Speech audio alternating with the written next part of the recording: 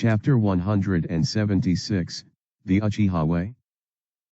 Fujin, Akihiko, and Masaru had moved very quickly and silently. The 7 Chunins who had left the tent didn't hear anything suspicious from the tent. They did hear some noise when the 4 Chunins fell to the ground, but it didn't alert them much as they guessed that their leaders were frustrated by the difficulty of the next mission. Inside the tent, Akihiko looked at Datsuran and asked, "Who are you?" Datsuran answered, "I am Datsuran, a follower of Lord Jashin." Akihiko asked, "Who is Lord Jashin?" As Datsuran answered, pride could be felt in his voice. "He is the god who we worship. He will save humanity." His reply surprised the Konoha ninjas. They all looked at him like he was an idiot. Miko asked, "Is he being serious?" Shunko exclaimed, "Did he kidnap hundreds of children for a fake god?" Akihiko sighed and said, "There are lunatics like him all over the world." He asked, "Tell me how many people you have with you and their power levels." Datsuran said, "We are led by Zankoku. He is the Grand Priest and is organizing a ritual for Lord Jashin. He has 7 priests under him including me. Each priest has 3 to 7 devotees under them and every devotee has 3 to 7 servants serving them. A priest is as powerful as a Jounin, a devotee is as powerful as a Chunin whereas servants can go up against Genins. In total, we have 37 devotees and 140 servants." The number alarmed the Konoha ninjas. Masaru muttered, 7 Jounins, 36 Chunins, and 140 Genins. They are as strong as a normal ninja clan. The others nodded. This mission could no longer be classified as a rank A mission. Fujin thought, 2 consecutive missions getting upgraded to the next rank. I wonder if this one would result in casualties as well. I need to be on guard. Akihiko asked, "How strong is the Grand Priest?" Datsuran said, "I am not aware of his strength." Akihiko frowned. Fujin said, "If we assume that he is as strong as an elite Jounin, then this mission would be very difficult." For once, Miko and Shunto didn't disagree with Fujin. Akihiko sighed and said, "If I knew that this mission would be so difficult, I wouldn't have brought you kids along. Sadly, we have no choice but to act. Stay on guard." He looked at Fujin, Miko, and Shunko and said, "You are still very young. So you aren't aware of how the Uchiha clan operates in the missions. See how the events play out carefully. Especially Miko and Shunko. In the future, you will have to lead Uchiha squads into missions." Both nodded obediently. Fujin too heard carefully and thought, "I am intrigued. I hope he puts up a good show." Akihiko asked Datsuran, "Are the children you kidnapped still alive?" He answered, "Yes." Akihiko asked, "Where are they?" Datsuran answered, "They have been imprisoned in the cave." Akihiko asked, "Why did you kidnap them?" Datsuran answered, "Zankoku-sama is conducting a ritual. For this ritual to be successful, we have to offer young kids to Lord Jashin. If he is successful, he will receive the blessing of Lord Jashin." His answer angered Miko and Shunko. Masaru and Akihiko looked composed. Fujin analyzed, "Blessings of Jashin? Is this ritual the one that granted Haiden his immortality? Did he also have to kill hundreds of young kids or did he use a different method?" Akihiko continued asking, "When will the children be sacrificed?" Datsuran answered, "Zankoku-sama still needs another 175 children as sacrifices for his ritual to be successful. All sacrifices will have to be done at the same time." Hearing that, the Konoha ninja sighed in relief. Fujin said, "That means that they won't hurt the children. Instead, they would do everything they can to keep them safe.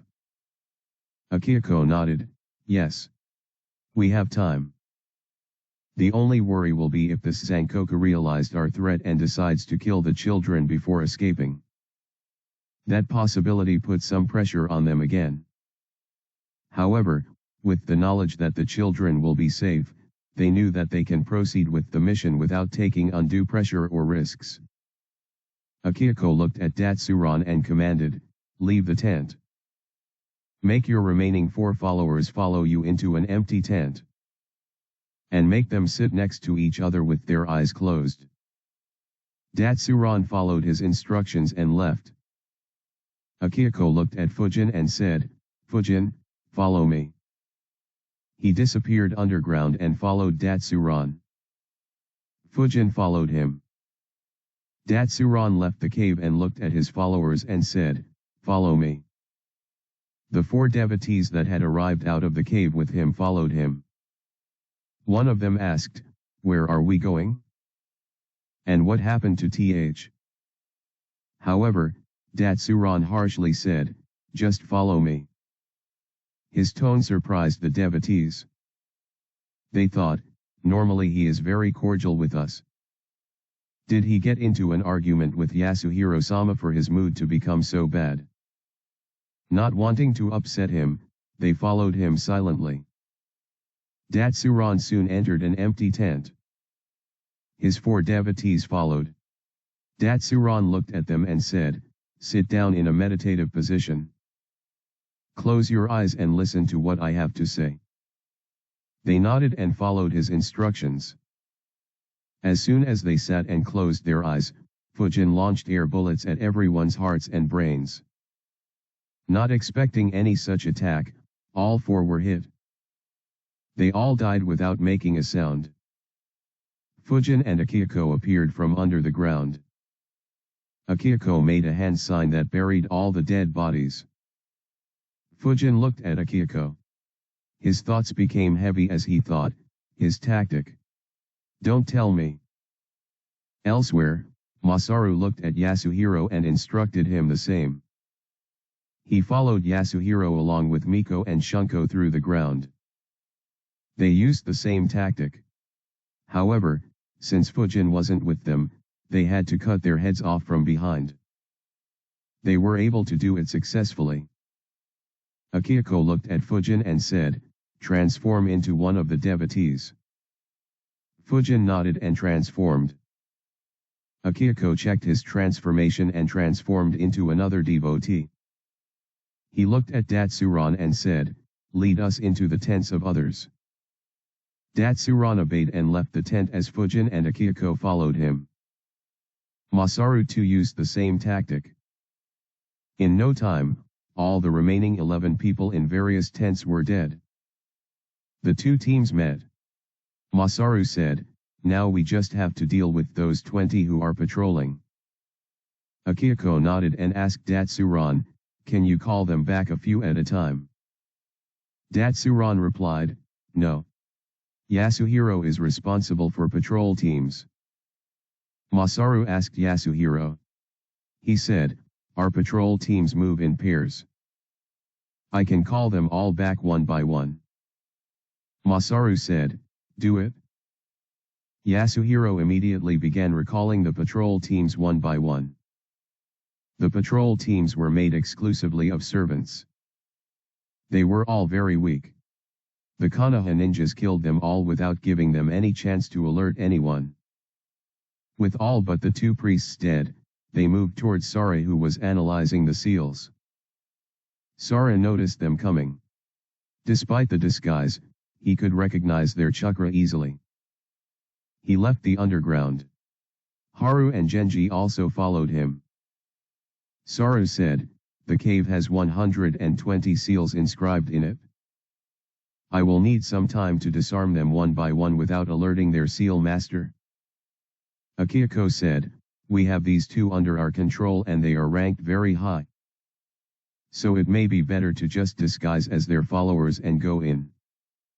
However, Sara shook his head and said, no, one of the seals is an identification seal. The tattoos on their body act as an identity card for the seal. We won't be able to replicate it with the transformation jutsu. Also, some of the seals are inscribed in a combination. So entering without disarming them could be lethal.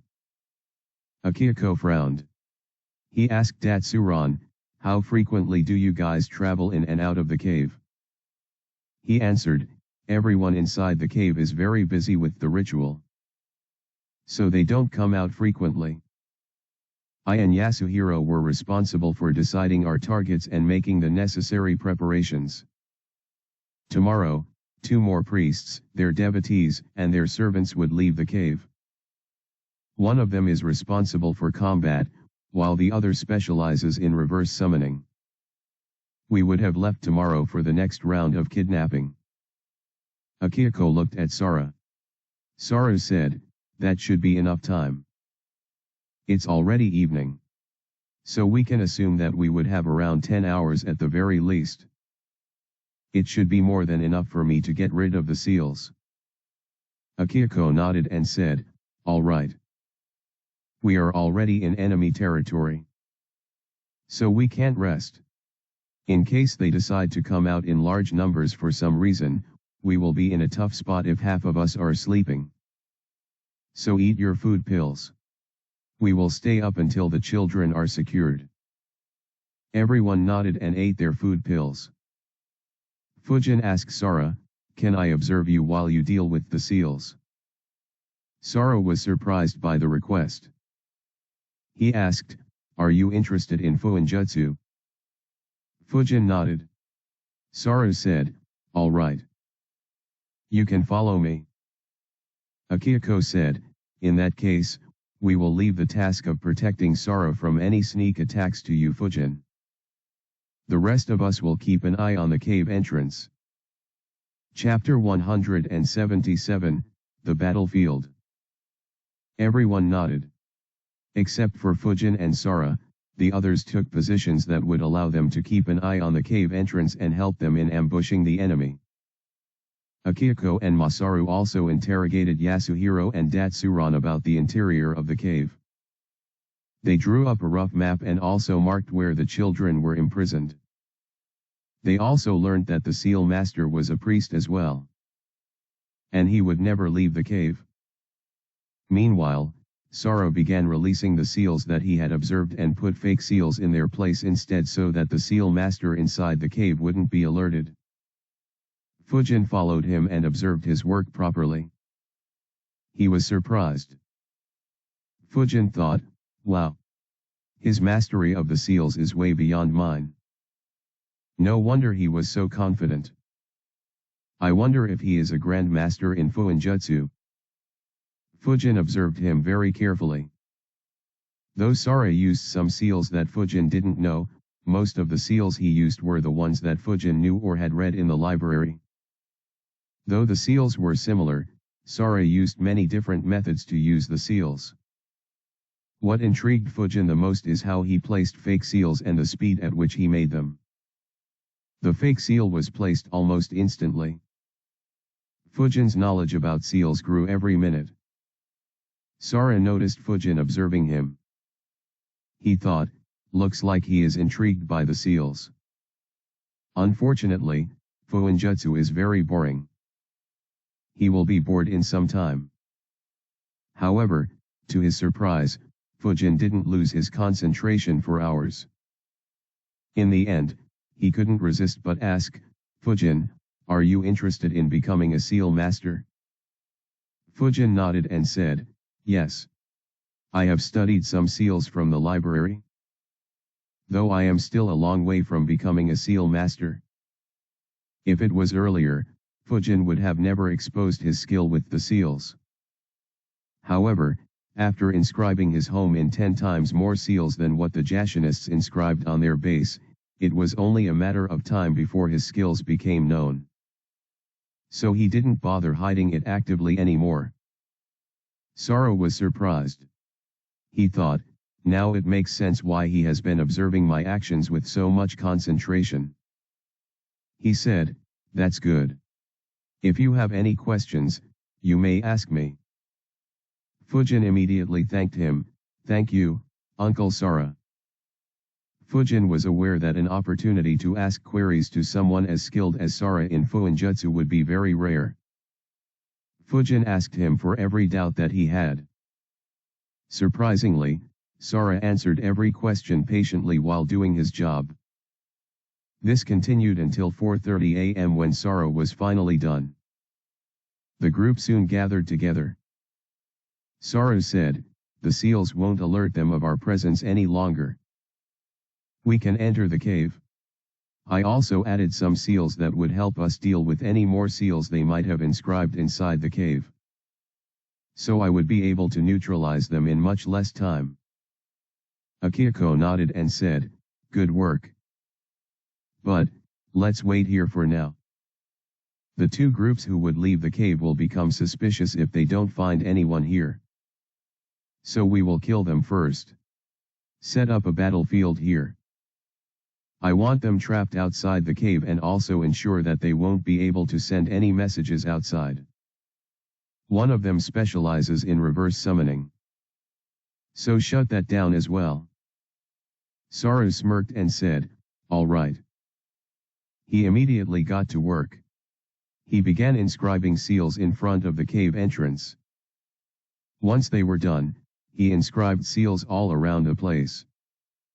There were seals to block sounds, chakra, light, etc., seals to create an illusion for anyone who'd watch from outside to prevent any suspicion, and seals that prevented summoning and reverse summoning. In addition, he also created barriers to surround the entire place. It included a barrier on the ground to prevent any earth element users from escaping underground. He also sealed the escape to the sky by creating another barrier to prevent anyone from sending messenger birds or messages through any such means. In half an hour, Sara had inscribed seals in the area between the cave and the tents. Fujin watched thinking, "Fuck. This is like those battlefield killer moves I read in novels. Stepping into this area and engaging in a battle with him would almost be a death sentence. Unless the enemy is significantly stronger than him, there is no way to get out. Worst case, he can still trap them here temporarily." Fujin immediately made a decision. "I want it.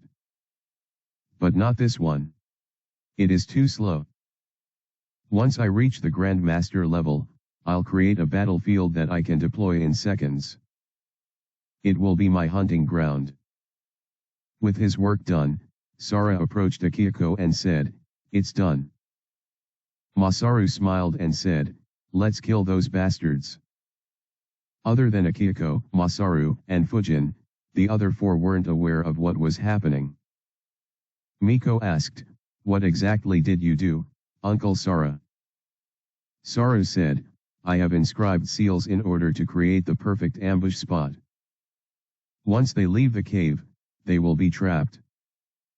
We will be able to kill them all." The four were impressed. Akihiko said, "But we will kill them as soon as we can. No wasting time. I am having a bad feeling about this god of theirs.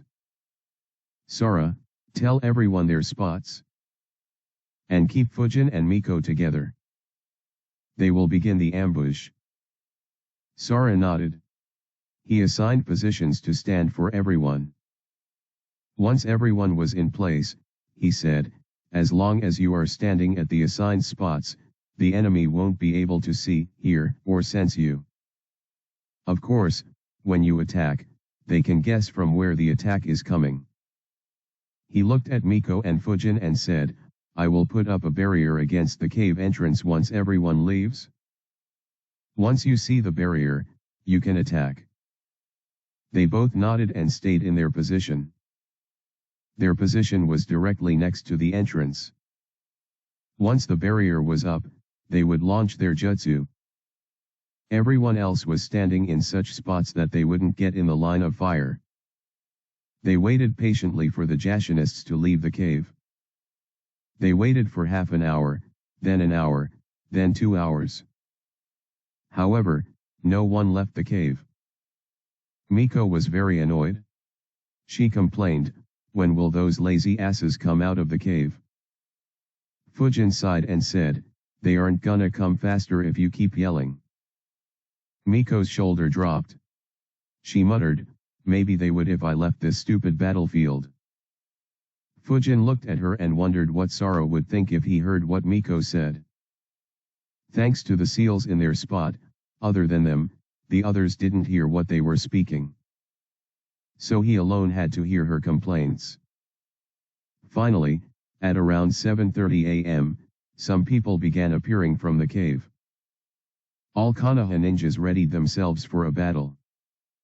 They watched carefully as the Jashinists were leaving the cave. In all, 35 people left the cave.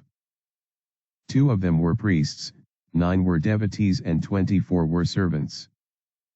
As they left the cave, they entered Sora's battlefield. However, not a single person felt anything strange. Some left in silence, some were chatting casually and a few were excited about kidnapping more children and separating them from their parents.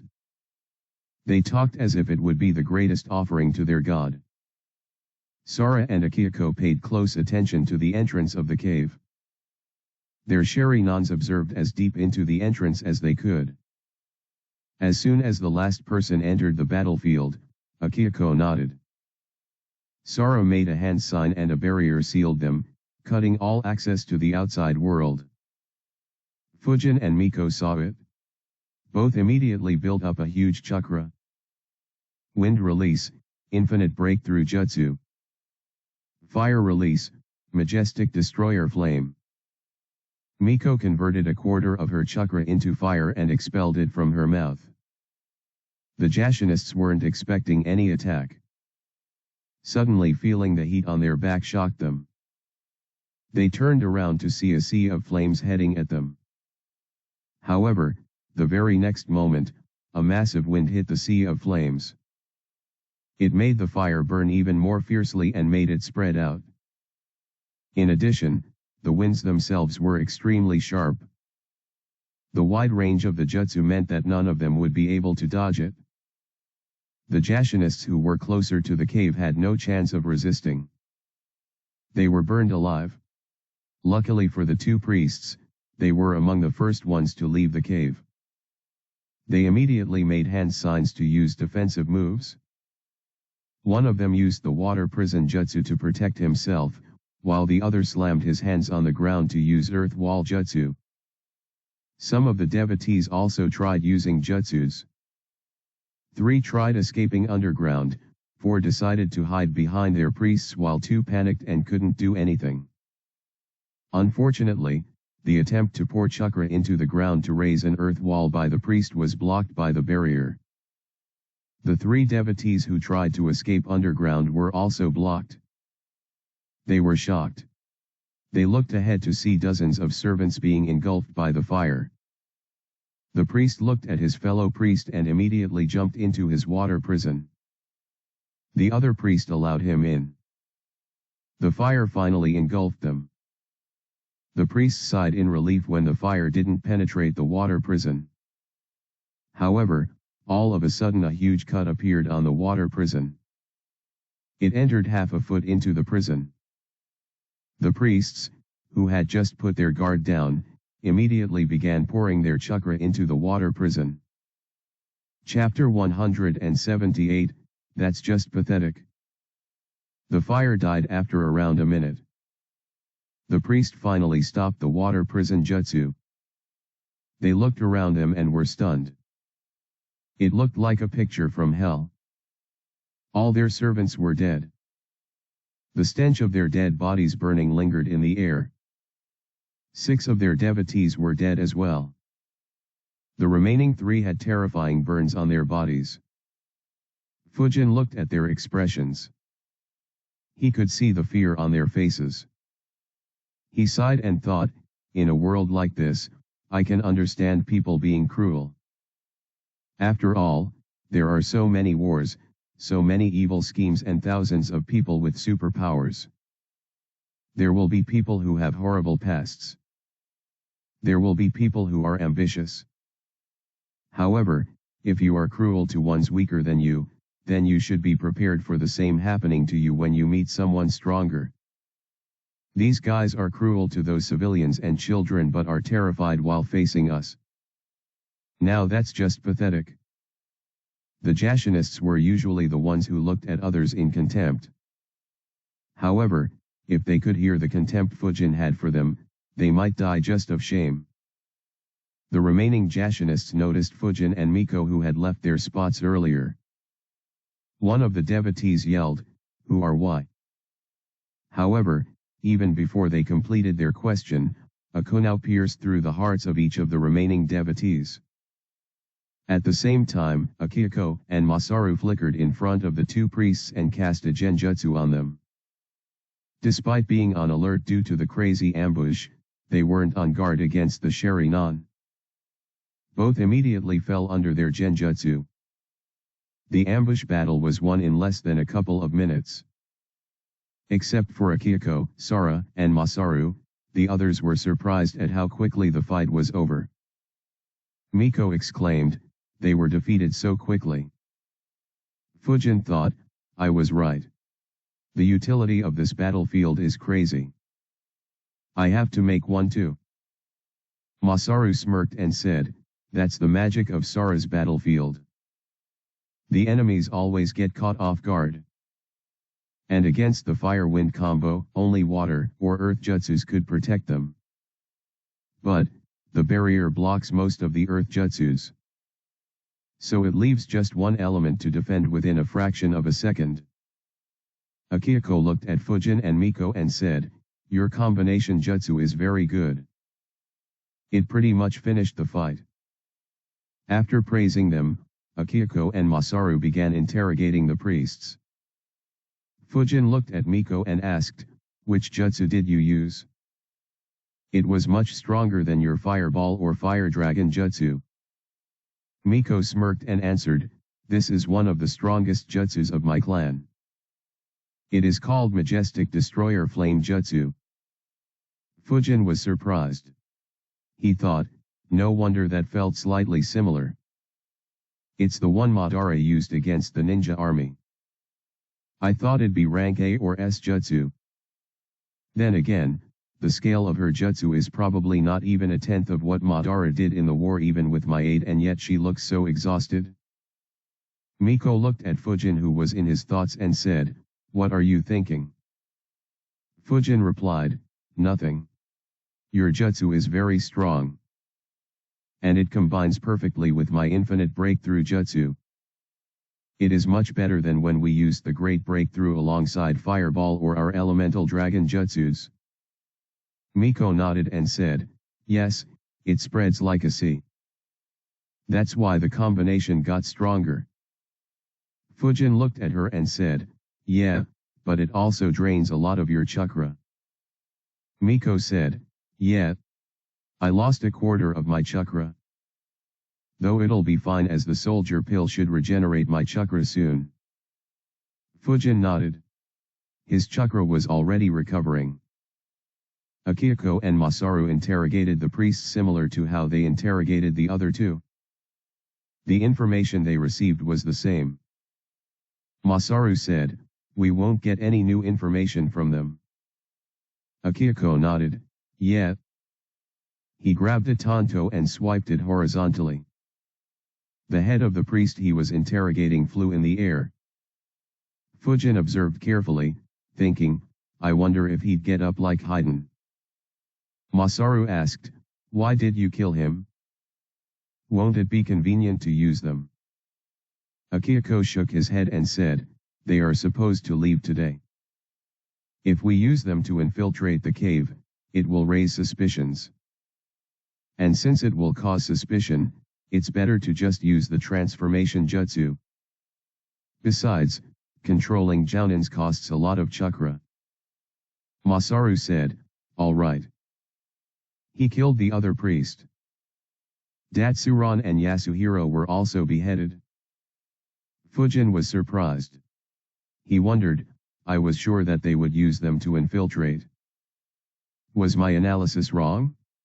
Anyways, at the very least, none of them has Haiden's immortality. I wonder if the Grand Priest would be any different. Akihiko laid a map on the ground and said, "Take a close look at this." Everyone gathered around the map. This was the map of the interior of the cave that he made after interrogating Datsuran and Yasuhiro. Shunko commented, "This cave is huge." Akihiko nodded. He said, "The cave has 3 layers and has a lot of room on each layer. The lowest layer is the one where the Grand Priest is making the arrangements for the ritual. All the remaining 3 priests, including the Seal Master, are helping him. The children are kept at that level too."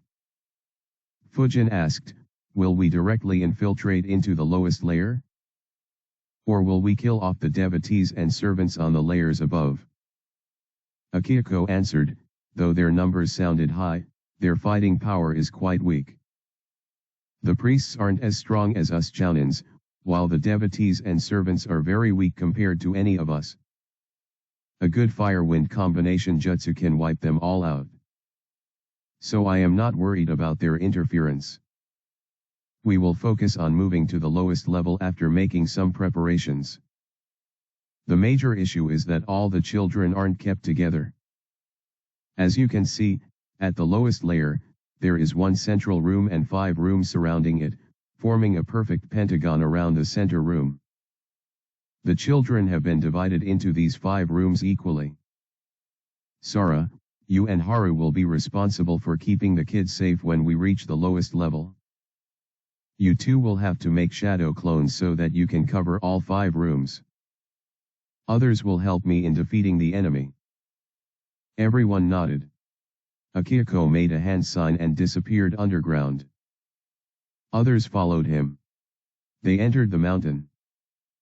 The group skipped the first layer and entered the second layer without any obstacles. However, the lowest layer was protected by some more seals. Saru said, "I will need around 10 minutes to resolve them."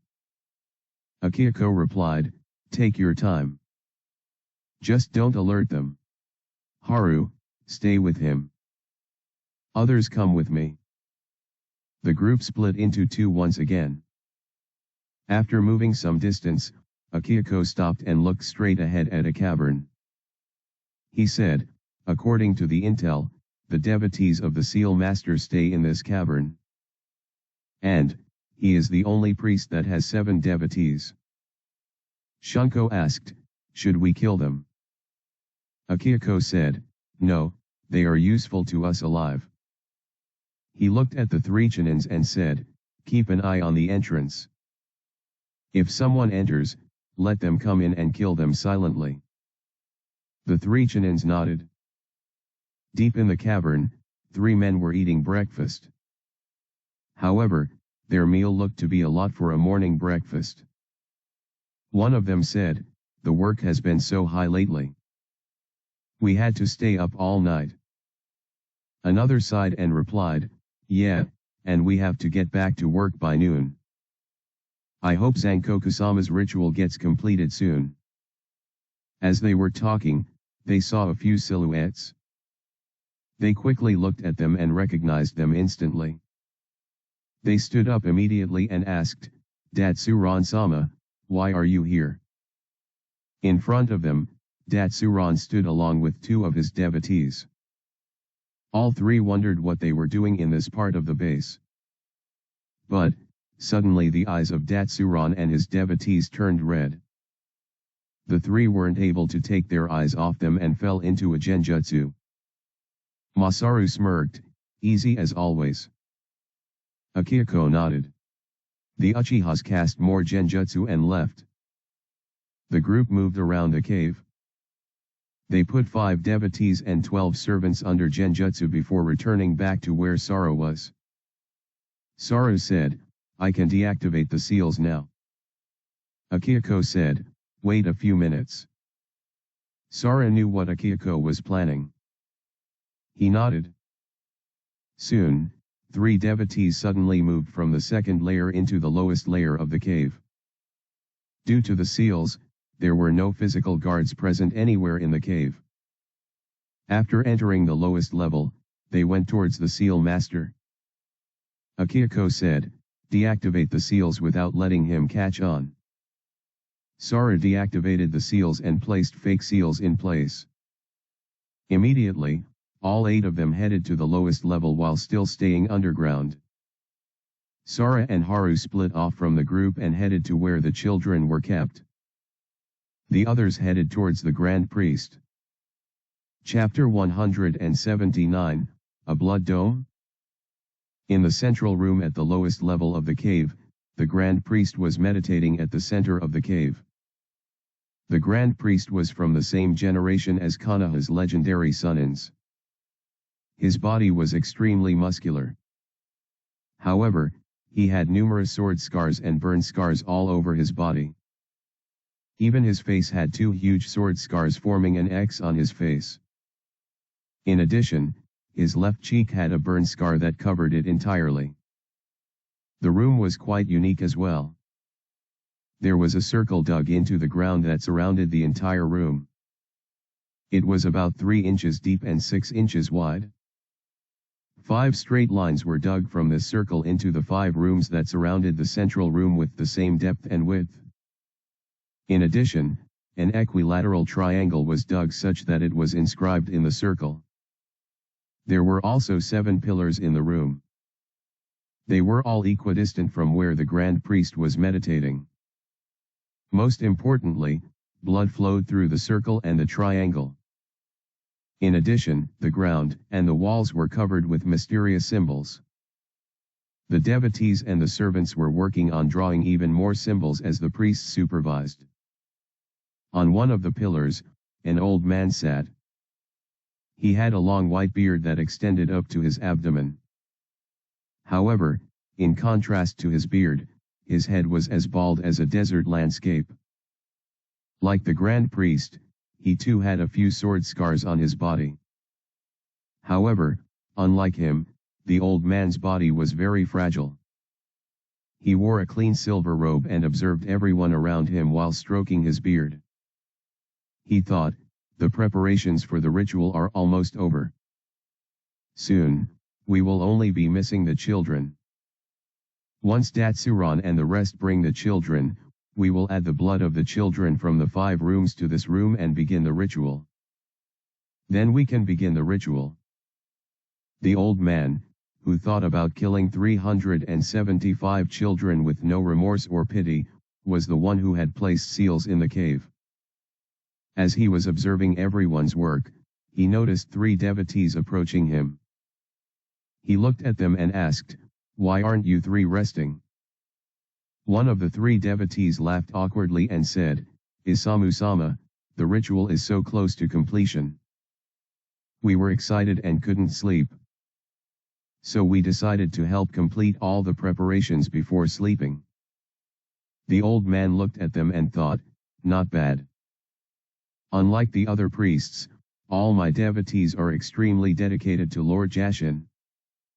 He said, "Good, with your help, the work should be done in the next 3 hours. Aid your fellow devotees." The trio nodded and went past his pillar towards other devotees. Everyone continued working as normal. However, they were ignorant about the calamity that was about to befall them. The Konoha ninjas were hiding in the walls of the room. Fujin concentrated chakra in his eyes while others had their Sharingan activated. They were waiting for Sora and Haru. In a few minutes, Sora set up barriers to isolate the rooms that held the kids from the central room. As soon as the barrier was up, Fujin and Miko built up their chakra and exited the cave walls. Their entrance instantly attracted dozens of eyes. All the 3 priests looked at them too. The Grand Priest also opened his eyes. However, before anyone could act, their eyes could only see a firestorm. Fujin and Miko both used their respective jutsus. Fire release, majestic destroyer flame. Wind release, infinite breakthrough jutsu. The combination jutsu threatened to consume everyone in the circular room. The sudden attack caused a lot of panic. Many tried making a jutsu, but the short time meant that most couldn't. Only 2 people managed to act in time. Isamu made a hand seal. Immediately, a barrier appeared across the room. It divided the room into 2, with Miko and Fujin on one side and all the priests and the Grand Priest on the other side. The Grand Priest Zankoku was the other one to act. He controlled the blood in the room to rise up and act as a barrier. However, the short time meant that he couldn't infuse much chakra into the blood to make the barrier sturdy. Fujin's winds blasted through the blood barriers. The firestorm hit Isamu's barrier and was halted. However, all the Jashinists on their side of the barrier were burned alive. Many painful screams could be heard in the fire. Their screams unnerved the Jashinists. The kidnapped children also heard the screams and began crying. All the devotees and servants who were alive gathered around their priests. Everyone took out their weapons. Only Isamu's devotees were all alive as they were working behind him. The other 2 priests lost half of their subordinates. Isamu said loudly, "It looks like the rats from the land of grass have found our hideout. Don't panic. This is our base. They will be sacrificed to Lord Jashin." However, Zankoku looked menacingly at Isamu and asked, "How did you not know that there are intruders in our hideout, Isamu?" Zankoku's menacing tone frightened him. He looked back at him and said, "Zankoku-sama, I am not sure how they infiltrated so deep without alerting me. I had inscribed all the seals properly." He truly didn't understand how they infiltrated the hideout without triggering a single seal. After all, he had inscribed over 100 seals in the cave. Zankoku said, "Let us first deal with these insects.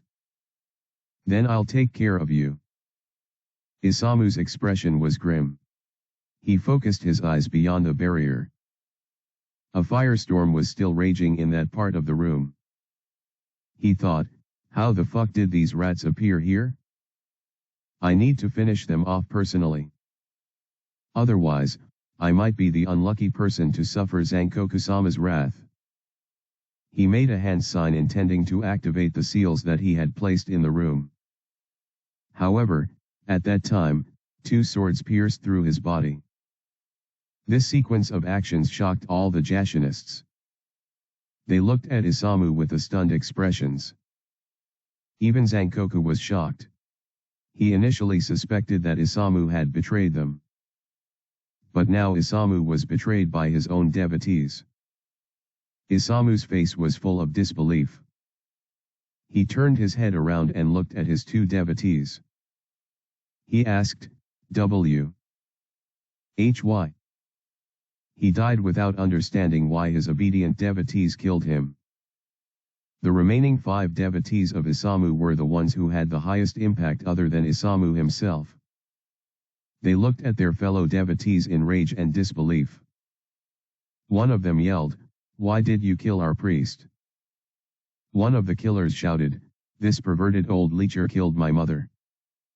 The other one shouted, "He killed my friends. He is as sick as that pedophile Jashin."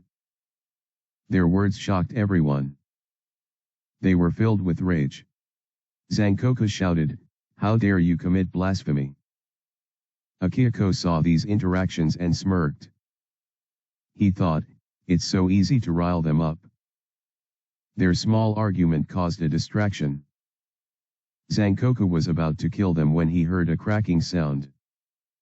He looked to see that the barrier that Isamu had erected was getting broken. Without Isamu providing chakra to it, the barrier could no longer hold the combination jutsu back. A frown formed on his face as he made a hand sign. All the blood around him rose and formed a dome with him at the center.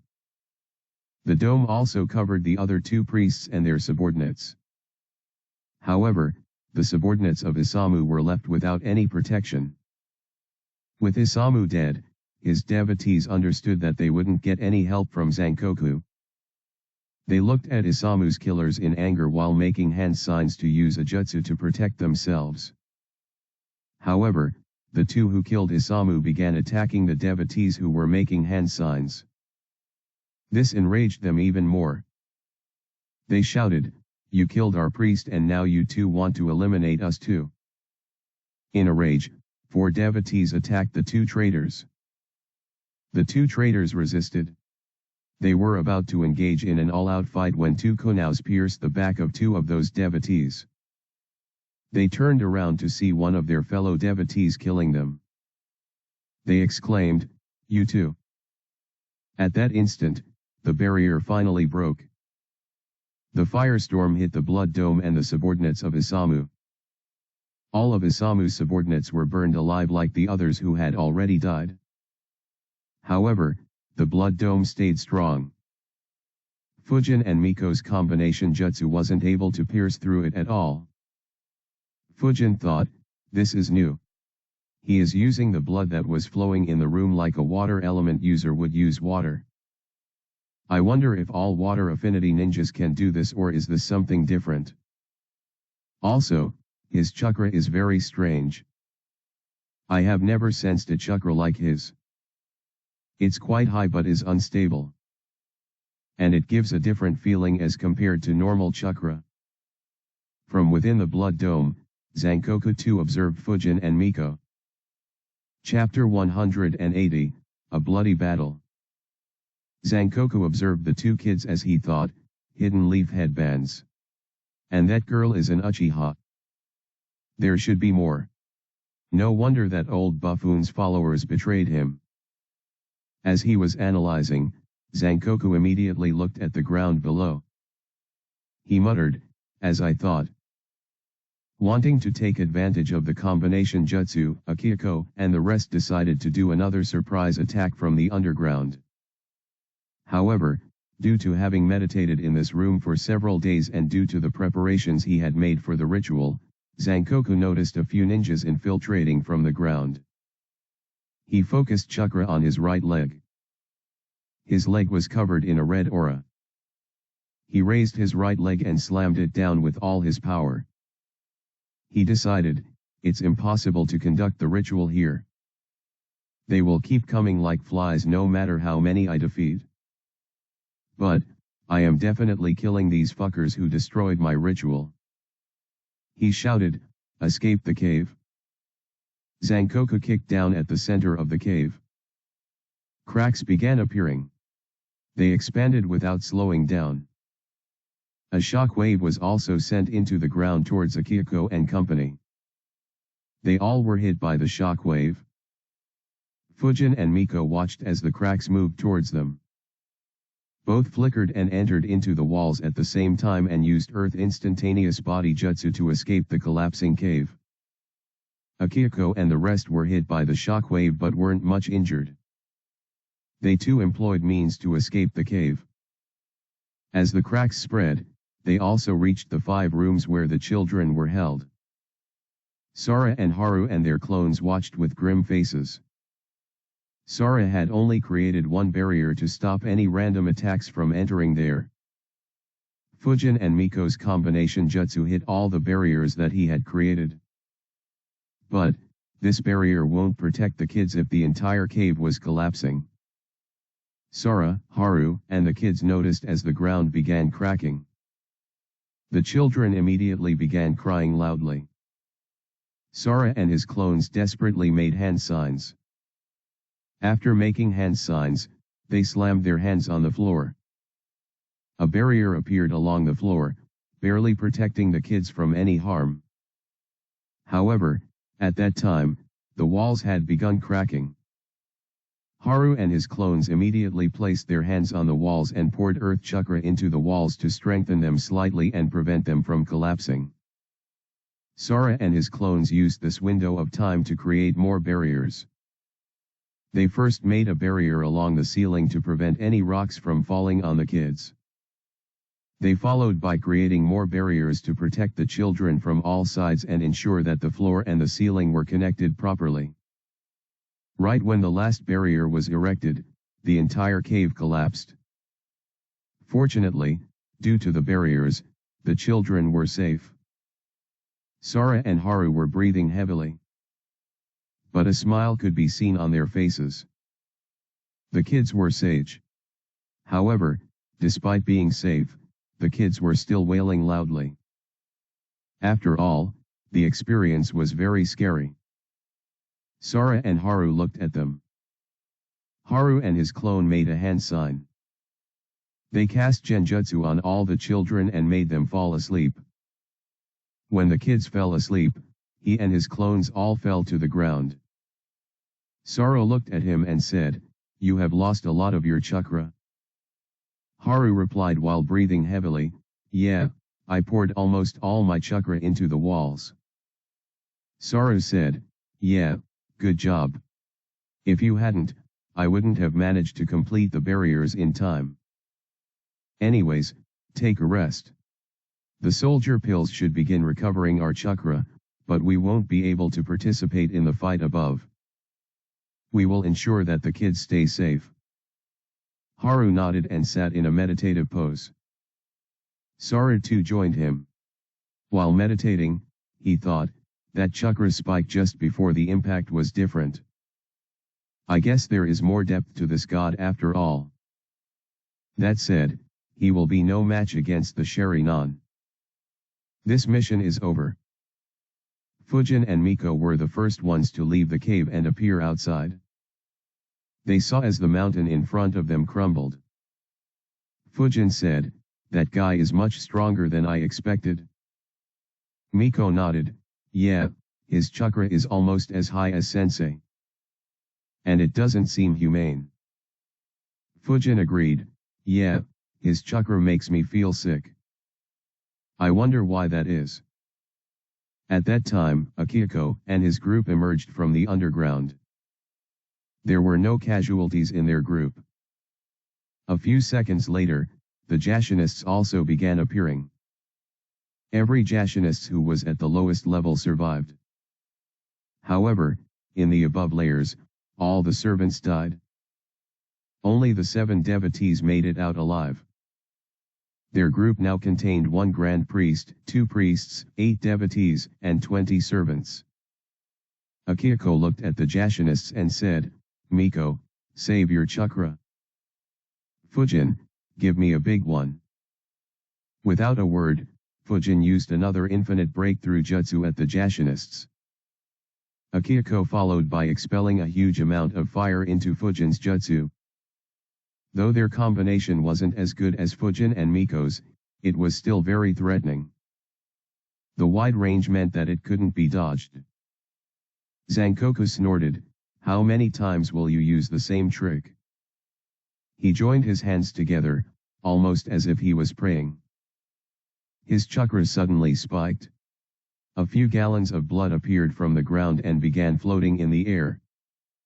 Bloody Shield Jutsu. Bloody Death Jutsu. The blood immediately took the form of a large screen to block the incoming jutsu. The Konoha ninjas thought that would be it. However, small needleheads formed on the surface of the screen.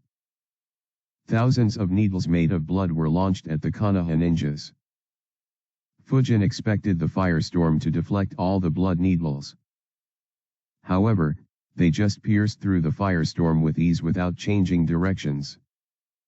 Masaru stepped forward and slammed his hands on the ground. Earth Wall Jutsu. A giant earth wall appeared in front of the group. However, the blood needles pierced through them as well. The Konoha ninjas were surprised. Fujin immediately flickered out of the way. So did the rest except Shunko. He was slow to react.